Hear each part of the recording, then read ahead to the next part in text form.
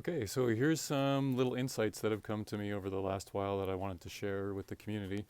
So I've gotten really into looking at the developmental segments of the different bones. So for example, here's C2, and I've drawn onto my little C2 model the developmental segments like the ossification lines.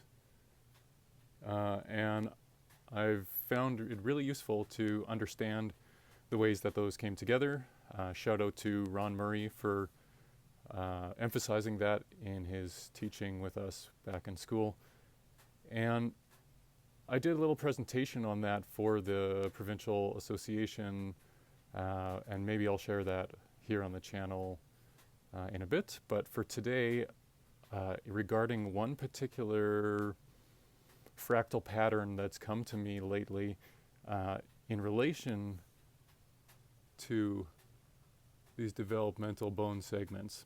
So at the time that we're born, right, the C2 has, is all of these different segments, and the sphere of the apex of the dens there, like really look at that, how it's like a nice little sphere, right? And so from the books that I've read, the information I've been able to find so far, I don't know the exact orientation on the front of the bone, but experientially, palpatorily, for me, this presents as a sphere, that little apex of the dens segment. So what's really interesting is that if you take that little sphere and you add C1 onto it, we suddenly see that with the orientation of the superior facets of C1, I'm going to see if I can get this clearly in the video, but look at that. C1 is also, if we were to extend these, the orientation of these facets out into space, then we would get also a sphere, at the very least a cylinder, right? And so that would be, with the occiput, creating that sphere with the entire cranium in a way, right? And we'll find orientations within the dural fibers and other layers that reflect that spherical orientation that I'm talking about. So basically what I'm trying to say is that we've got a small sphere that's resting on the interior surface of a larger sphere, and that the two roll past each other. So it's a lot like that scene from The Big Lebowski, I'll put that on here, where the bowlers are polishing their bowling balls using a cloth. So the cloth would be that larger sphere of the cranium as a whole, and the bowling ball would be the small sphere at the apex of the dens. And experientially, palpatorally, that's what it feels like when it's free and in balance. So then let me add this. We recently bought a new tent on a Black Friday sale. And while we were putting it together here in the basement for the first time, I noticed something really interesting that really struck me and reminded me of the same, oh my goodness, the same principle that I was just discussing with you here. But in regards to the way that the tent pegs work in this particular tent. So let's see if we can get this on the camera clearly. Okay, so the way that this tent works is we've got this vertical shaft with a spherical nub at the end, and that there is a plastic larger sphere that fits over top, right? So, and the two are able to slide and articulate one past the other. And it allows for all these interesting tilting motions to occur. And experientially and palpatorally, this is exactly the same thing that I feel with the osseous ligamentous structure that I was describing, where the larger sphere is sliding past the smaller sphere, right? So same deal. And the reason that I'm showing you this 10th thing is not just because I think it's neat, even though it is, but that this, when you visualize this type of thing, when you hold sort of this concept in your mind while palpating, it'll often present itself to you with this same type of experience, where you don't need to understand absolutely every intricacy to the nth degree of the structures in the region that you're palpating, the different tissues. Of course, that's helpful, but it's not necessary. You can still have a very accurate assessment and treatment simply by working with this type of a concept of that sliding, gliding connection between the two. And so basically creating this larger sphere in your mind with the smaller sphere resting on the interior surface of the larger sphere, or embedded inside of the wall of the larger sphere. And that, if you keep that image in your mind's eye while working, then simply test which ways does it slide, which ways doesn't it, and why may it not be sliding smoothly or in balance or freely, completely. And you'll find specific little orientations of restricted tissue that you can work with as you see appropriate. And the really neat thing is that once this concept sort of illustrated itself to me, I started to see it everywhere, just like still.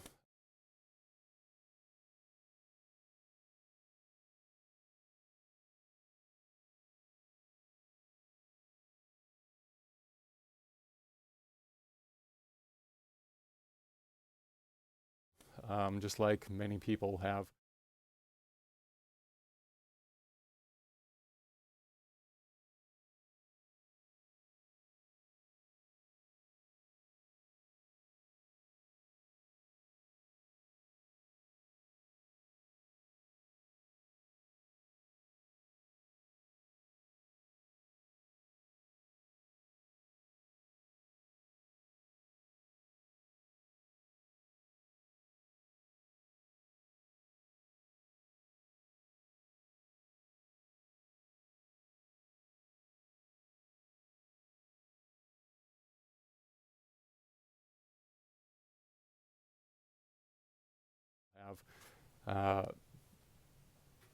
The universe can be understood. One valid and practical perspective is that the universe is a giant fractal.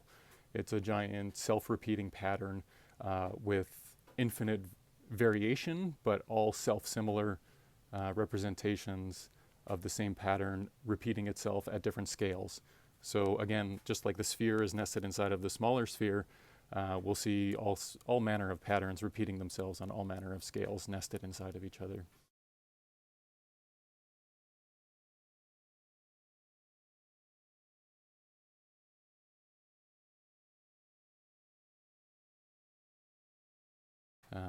Potentially out to infinity. And some instances that I have now seen the same concept played out in other areas of the body is, for instance, at the glenohumeral articulation, that entire region. And I find it really helpful working with the whole ligamentous rotator cuff complex to look at it in that same way and simply move it around, see where restriction within that larger sphere and the smaller sphere is, and work with it. We can find the same thing at the rib heads. We can find the same thing at the coxofemoral joint. The dome of the talus is a really wonderful place to apply this.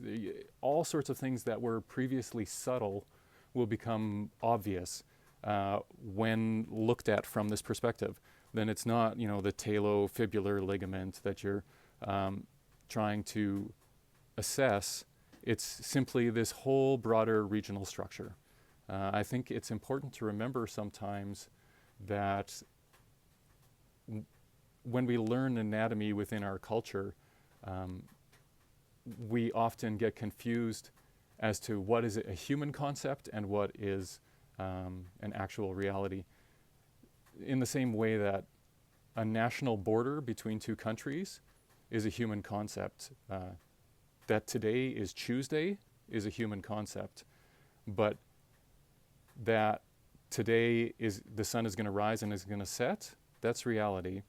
And in the same way with the national border, forgive me for mixing all my metaphors here, but a national border compared to a mountain range is a human concept compared to an actual reality. And that's what I'm saying, is that when we call a specific tissue, we give it a specific name and we delineate its beginning and ending, that these are human concepts. And oftentimes, even though we may think that we understand that this is not the actual reality, it's been sort of programmed into us from so deeply from such an early age, you know, long before we started to learn anatomy. Our culture likes to look at the world in this way and, you know, delineate and categorize, which has its time and place and its uses. But all I'm saying is that additional perspectives can be applicable. And so other places that we'll find this is at all of the fingers and toe joints.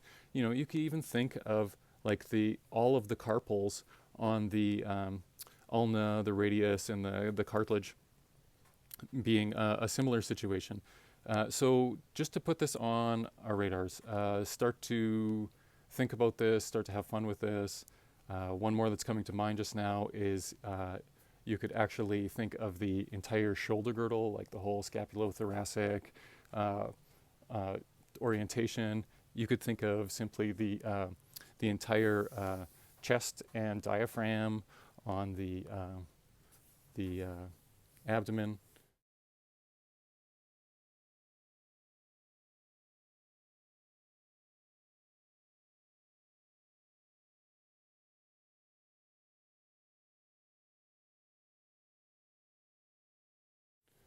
There's all sorts of interesting applications of this. And again, now this is coming to mind.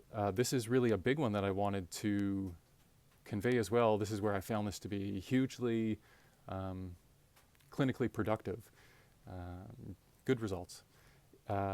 In looking at the cervix or the prostate as the smaller sphere, and then the pelvic bowl of, you know, the pelvic floor, the iliacus, the obturator, internus, and the mesos, like the mesentery, all of this. So the cervix or the prostate is the smaller sphere, and then that is the larger sphere. And so much hip and knee and ankle and low back, et cetera, is related to a loss of normal, full, balanced movement in this relationship between these two. And we can do the same thing with the heart on the diaphragm.